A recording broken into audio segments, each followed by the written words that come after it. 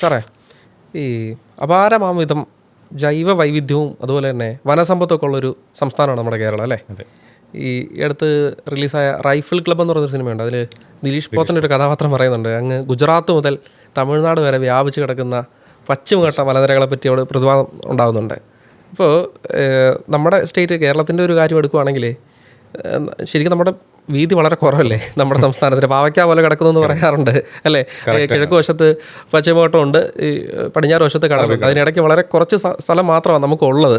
ഇനി അവിടെയാണെങ്കിൽ നല്ല രീതിയിൽ പോപ്പുലേഷൻ ഡെൻസിറ്റിയും നമുക്കുണ്ട്.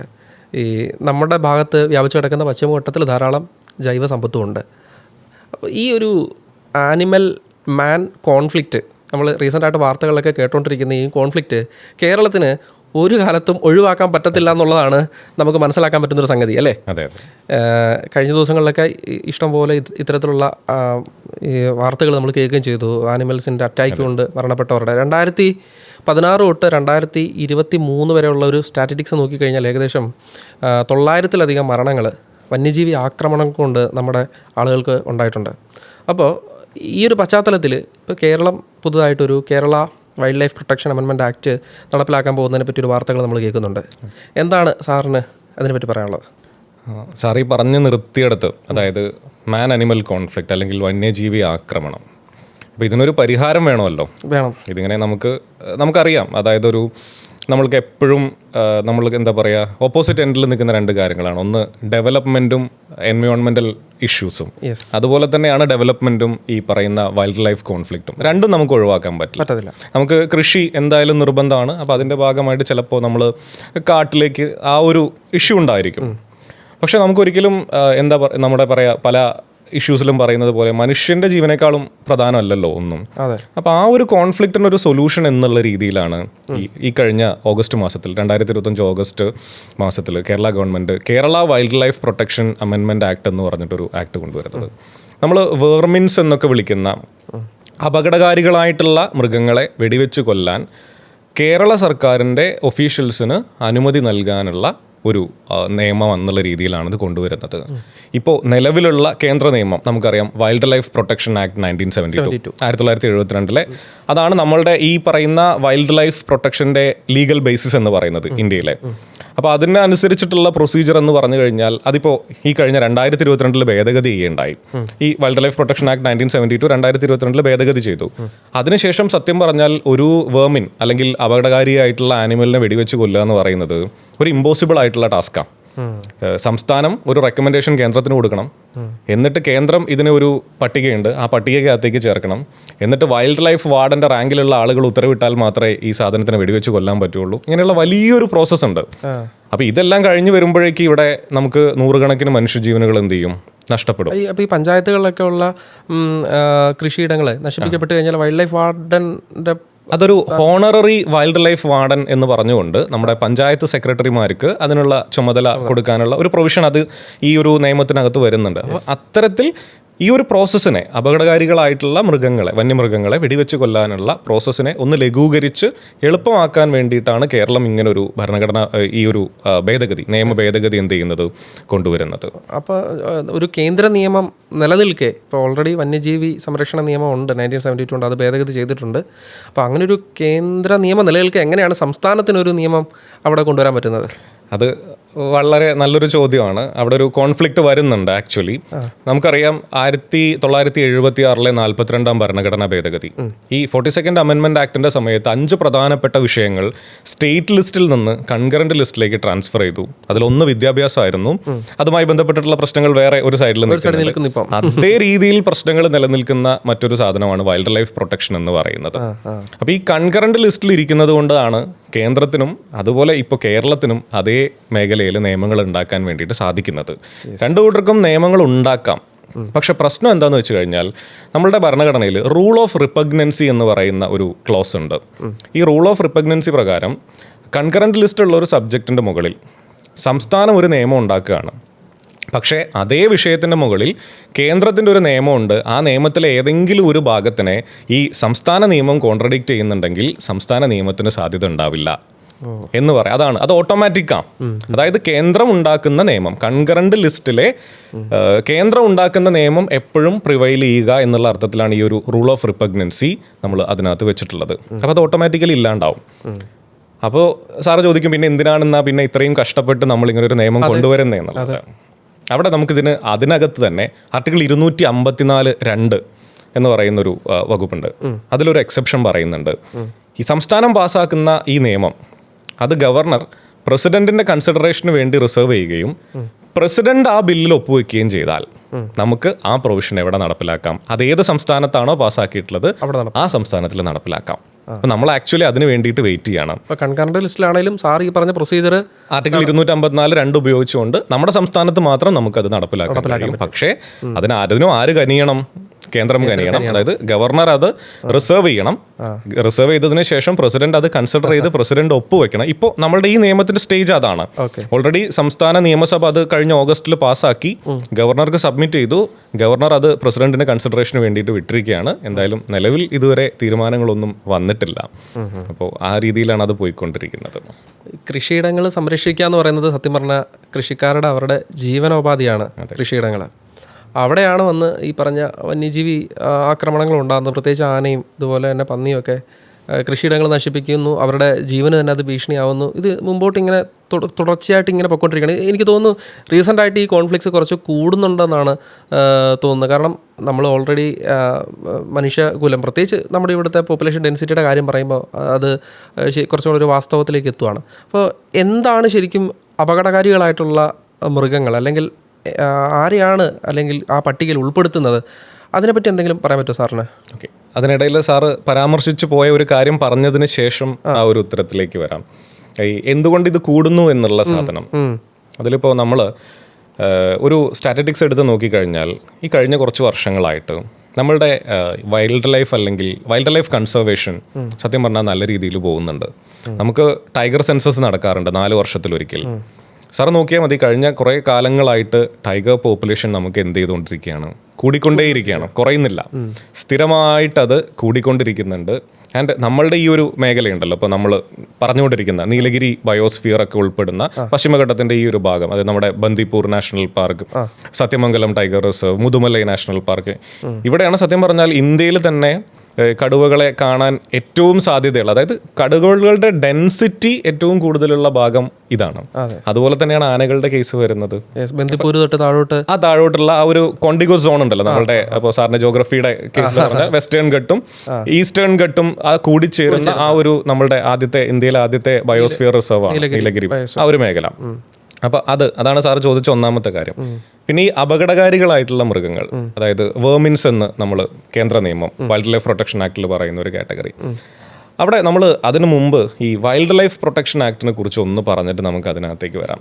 ബേസിക്കലി നമ്മളുടെ നാട്ടിലെ ഈ എല്ലാ വൈൽഡ് ലൈഫ് പ്രൊട്ടക്ഷൻ്റെയും അടിസ്ഥാനം എന്ന് പറയുന്നത് ഈ വൈൽഡ് ലൈഫ് പ്രൊട്ടക്ഷൻ ആക്ടാണ്. ഒന്ന് ഹണ്ടിങ്, വേട്ട, മൃഗവേട്ട, പക്ഷിവേട്ടയൊക്കെ നിരോധിച്ചിരിക്കുന്നത് ആ നിയമപ്രകാരമാണ്.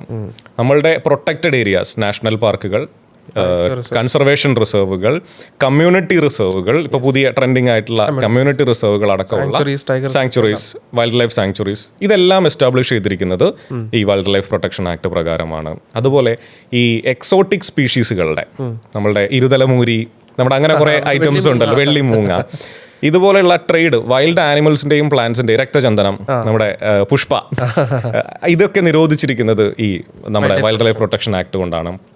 നമ്മുടെ ഒരുപാട് statutory bodies, national tiger conservation authority, central zoo authority, wildlife crime control bureau, ഇങ്ങനെയുള്ള ഒരുപാട് വൈൽഡ് ലൈഫ് പ്രൊട്ടക്ഷനുമായി ബന്ധപ്പെട്ടിട്ടുള്ള ഏജൻസീസ് നിലവിൽ വന്നിരിക്കുന്നത് ഈ നിയമവുമായി ബന്ധപ്പെട്ടിട്ടാണ്. അപ്പോൾ വളരെ പ്രധാനപ്പെട്ട ഒരു നിയമമാണ്. ഈ നിയമത്തിലെ നമ്മൾ അറിഞ്ഞിരിക്കേണ്ട ഒരു പ്രധാനപ്പെട്ട കാര്യം, 2022 അമെൻമെൻറ്റിന് മുമ്പ് 6 പട്ടികകൾ ഉണ്ടായിരുന്നു. നമ്മൾ തുടക്കത്തിൽ അതൊന്ന് പറഞ്ഞു. ഈ 6 പട്ടികകളിൽ 5ാമത്തെ പട്ടികയിലായിരുന്നു ഈ വേർമിൻസ് എന്ന് പറയുന്ന ഒരു കാറ്റഗറി ഉണ്ടായിരുന്നത്, അപകടകാരികളായിട്ടുള്ള മൃഗങ്ങൾ എന്ന് പറയുന്ന കാറ്റഗറി.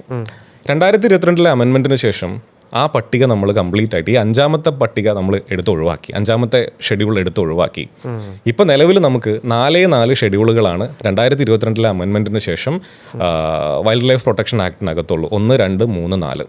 1ാമത്തെയും 2ാമത്തെയും ഷെഡ്യൂളുകൾക്കകത്ത് ഏറ്റവും ഇമ്പോർട്ടൻ്റ് ആയിട്ട് സംരക്ഷണം കൊടുക്കേണ്ട ആനിമൽസ്. അതിലൊന്നാണ് ഏറ്റവും ഇമ്പോർട്ടൻ്റ് നമ്മുടെ കടുവ, സിംഹം പോലെയുള്ള പ്രധാനപ്പെട്ട ജീവികൾ അതിനകത്ത് വരും. അതിൻ്റെ തൊട്ട് താഴെ ഇരിക്കേണ്ട ആനിമൽസ് ആണ് രണ്ടാമത്തതിനകത്ത് വരിക. മൂന്നാമത്തെ കാറ്റഗറി എന്ന് പറയുന്നത് പ്ലാന്റ്സ് ആണ്. സംരക്ഷിക്കപ്പെടേണ്ട പ്ലാന്റ്സ് ആണ് മൂന്നാമത്തെ ഷെഡ്യൂളിനകത്ത് വരുന്നത്. നാലാമത്തെ കാറ്റഗറിയിൽ വരുന്നത് സൈറ്റ്സ് എന്ന് പറയുന്ന 1975 നിലവിൽ വന്നിട്ടുള്ളൊരു ഇന്റർനാഷണൽ എഗ്രിമെൻ്റ് ഉണ്ട്. Sites, CITES, convention on international trade in endangered species. അതായത് ഈ നമ്മളിപ്പോൾ നേരത്തെ പറഞ്ഞില്ലേ, ഈ വെള്ളിമൂങ്ങ, ഇരുതലമൂരി, ഇങ്ങനെയുള്ള സാധനങ്ങളുടെ ഇന്റർനാഷണൽ ട്രേഡ് കാരണം ഒരു ജീവിയും വംശനാശം സംഭവിക്കരുത് എന്നുള്ള അർത്ഥത്തിൽ നിലവിൽ വന്നിട്ടുള്ളൊരു കാര്യമാണ്. അപ്പം നമ്മളത് 1975 സൈറ്റ്സ് നിലവിൽ വന്നു. 1976 തന്നെ ഇന്ത്യ അതിലൊരു പാർട്ടിയായി.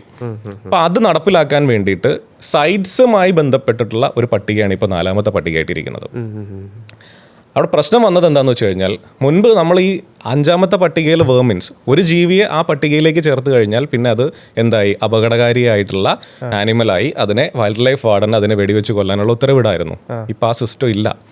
ഇപ്പോൾ അതൊരു വേറെ പ്രൊസീജിയറിലൂടെ നമ്മൾ തുടക്കത്തിൽ പറഞ്ഞ രീതിയിൽ സംസ്ഥാനം കേന്ദ്രത്തിന് റിക്വസ്റ്റ് കൊടുത്ത്, കേന്ദ്രം അത് അനുമതി കൊടുത്ത്, അതിനുശേഷം വൈൽഡ് ലൈഫ് വാർഡൻ അതിനെ വെടിവെക്കാനുള്ള ഉത്തരവിട്ട് ഇങ്ങനെ പോകുന്ന ലോങ് പ്രൊസീജിയർ. നമ്മൾ പുലിമുരിനകത്ത് പറയുന്ന പോലെ നരഭോജിയായ കടുവേനെ ഉടനെ തന്നെ അങ്ങ് വെടിവെച്ച് കൊല്ലാനോ കൊന്നുകളയാനോ ഉള്ള പ്രൊവിഷൻസ് ഒന്നും ഇല്ല.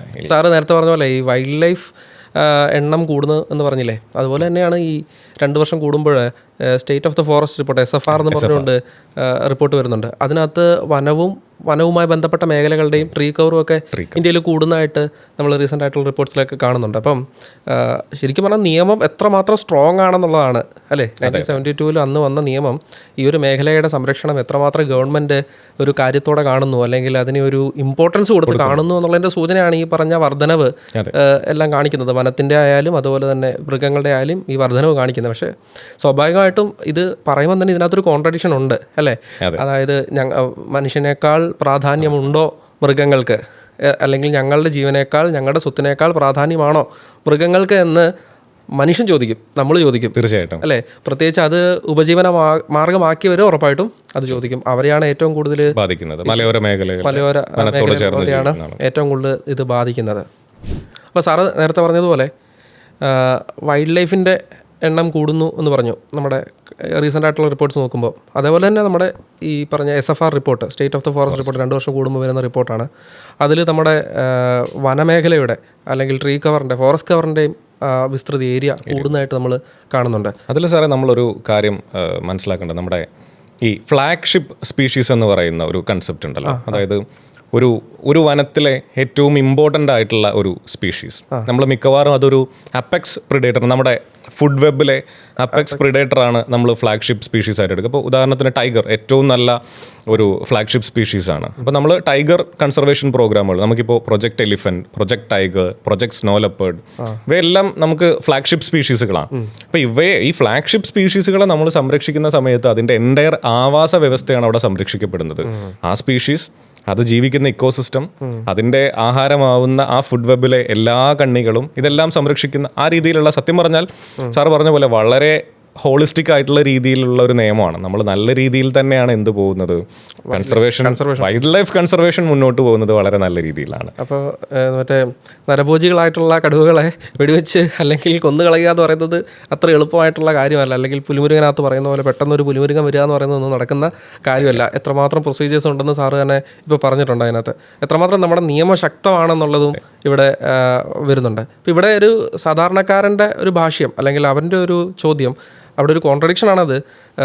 ഞങ്ങളെക്കാൾ, മനുഷ്യനേക്കാൾ പ്രാധാന്യമാണോ ഈ വന്യജീവികൾക്ക്, അല്ലെങ്കിൽ വനവുമായി ബന്ധപ്പെട്ട കാര്യങ്ങൾക്ക് ഞങ്ങളെക്കാൾ പ്രാധാന്യമുണ്ടോ എന്ന് ചോദിക്കാറുണ്ട്.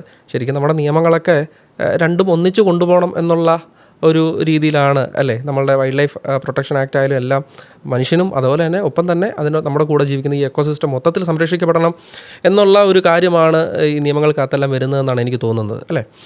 നമുക്ക് ഇവിടെ ഒരു കമ്മ്യൂണിറ്റി റിസോഴ്സിൻ്റെ ഒരു പ്രാധാന്യം സാർ ഓൾറെഡി പറഞ്ഞായിരുന്നു. കമ്മ്യൂണിറ്റി റിസോഴ്സിൻ്റെ ഒരു പ്രാധാന്യം വളരെ ഇമ്പോർട്ടൻ്റ് ആണെന്ന് എനിക്ക് തോന്നുന്നു.